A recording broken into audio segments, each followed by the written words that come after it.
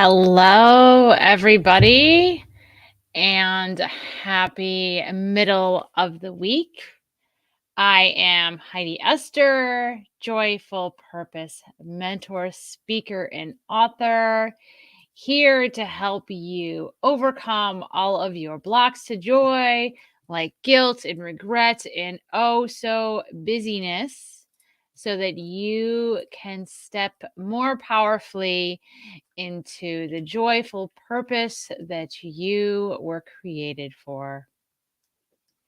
I am here today with a couple pretty spicy dogs. So if you hear any barking, I apologize.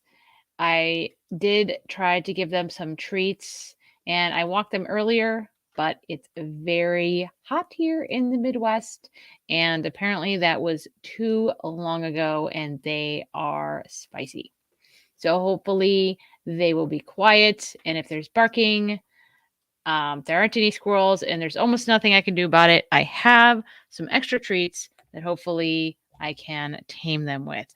So just realized I did not plug in my computer, so I just did that. And all right. I want you to take a deep breath. Think about how you're doing, how you are taking care of yourself today. I gave myself permission to have a very relaxed morning this morning. That's how I am taking care of myself. I am got a lot of busyness going on. This is June. Lots going on. No vacations yet. That is next month. So this morning I connected with a friend and then took my dogs for a walk, had a really nice breakfast, and did some writing. And here I am. So why am I showing up today? So first, I want to tell you a story. And this is a small little chapter from my book, For Crying Out Loud, available on Amazon in all the formats. Yes, I went in my daughter's closet, for 2 weeks to record the audio version. And a beautiful soul, Dennis in Ukraine, was the audio engineer for it. So, all right. I'm going to read you this little story, and it's about 34. 4 days later is my birthday. This year, my birthday greets me with heat, which, really isn't much of a surprise since it's August in the Midwest. I heave through my morning and get together a blow-up pool, slip and slide, water balloons, brownies, and some homemade spaghetti sauce. This is actually more work than my kids' birthdays, who are preschoolers, by the way. Maybe I should have invited my friends over to help me set up. That would have been a real birthday gift. Instead, I shower the second time. Around lunch, my best friend Mary and a few preschool mom friends come over. Soon, our red and white checkered tablecloth is littered with half-finished dishes and dollar store 4th of July decorations.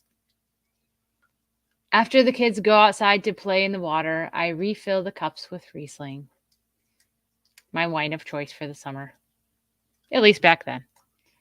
Thank God for fenced-in yards. I look around the table, all smiles. I knock my spoon against my plastic cup and stand up. I take a sip of wine for courage. So, I'd like to make an announcement. I start. My friends look up at me, puzzled. I continue. I need to share something important, kind of like personal with you all. You could hear a pin drop. My heart beats in my throat. I'd like to let you know, I've come to the conclusion that I am a feminist. Eruptions of laughter burst from the table. My brow furrows and my mouth hangs open in disbelief. My best friend raises her glass. Well, of course you are, she exclaims. I look around the table. Heidi, you are one righteous bitch. Another friend chimes in. All right. That is my tiny little story from my book. So I came out of the closet that day, not as any of the LGBTQIA+, but as a feminist. And it was something I felt, I was scared, right? When you tell somebody or somebodies who are important to you something new about you, we kind of just like give them we give them our power and say like, here you go. Are you going to accept me or reject me now that I'm something different? And we end up handing that power away. And honestly, that coming out as a feminist was a very good practice for me when I ended up coming out as a lesbian woman in real life. And what I learned from my experience of coming out as a feminist was that, one, we don't need anyone's permission or approval to be who we are, to be more of who we are. And two, when we hide ourselves, it lets other people know that it's okay to hide themselves. And three, when we stay in the closet, so also does our joy. So I wrote a grand litany of different ways I have come out of the closet. And during this month where we celebrate all of the different ways that we show up as humans in different genders and gender orientations and sexual orientations, I challenge you, no matter where you are on that spectrum, I challenge you to keep figuring out and digging into who you are and then showing up without apology, without giving your power away, without asking for permission to come out as more of yourself. So here are some examples of how I have come out of the closet since those first big couple of times. So, one, I think at some point I admitted to one of my friends that I hadn't shaved my legs all summer. That's a big one.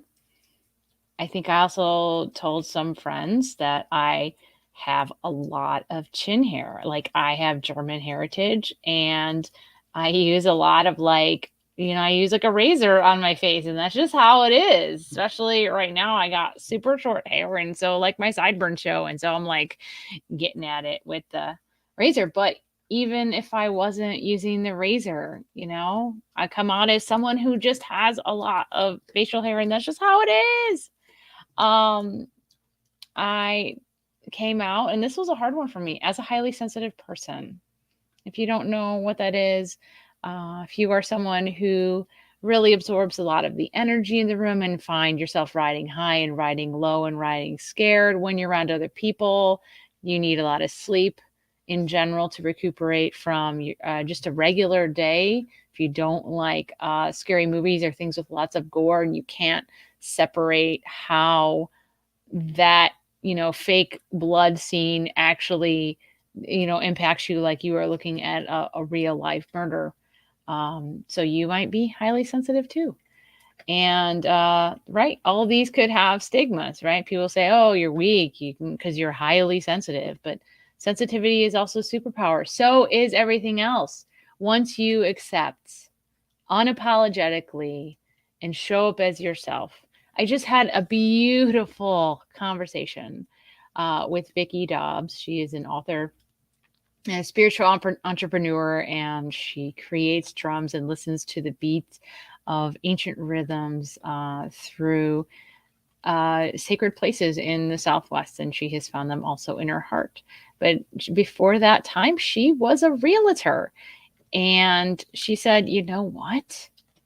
When I stopped like doing all the realtor stuff, like getting all gussied up and nails and heels and all that stuff, and she just showed up in her Birkenstocks and jeans, guess what?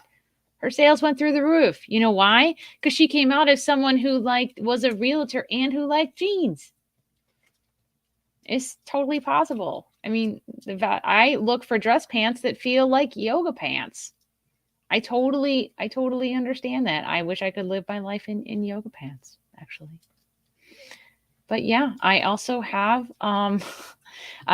some very tight hamstrings and very tight calves that cause me severe pain if I don't follow a kind of like a stretching regimen before I walk and a hip strengthening regimen, because the hips actually, strong hips will prevent your bottoms of your legs from hurting. So yeah, so I have like an old lady stretching regimen that I have to do before I go for a walk. And that's me coming out of the closet saying like, yeah, that's me. That's who I am. At age 40, I was like showing people my reading glasses. I was like, guess what? I got middle-aged eyeballs. I need like distance viewing, and I also need regular reading glasses viewing. So, in honor of Pride Month, to support and be proud of who you are, this is my homework for you, is to keep coming out more as yourself. Like, I am a fisherwoman who really likes plant-based food, weird stuff. But it's just who I am. And the more you embrace all of that is you and you show up as unapologetically you, people will know and respect who you are. And if they don't, it's time. You don't have to give them, you wait for their approval for anything. You just have to show up as you. If you're a person in transition, you're like, yeah, my life's kind of a hot mess right now and I'm in transition. My life is also in transition. I have a degree in engineering, but I dedicated my career to fundraising, and now I am dedicated to writing my stories and guiding you to your joyful purpose. I'm coming out as an entrepreneur. So I would love to know what you plan on coming on as. If you think of something right away, please email me at howdy@HeidiEsther.com, or you can go to my Facebook page or my YouTube page with My Joyfully Ever After with Heidi Esther. Would love to know how you plan on coming out this month. All right. Sending you love, light, and laughter. Until next time, I'm Heidi Esther.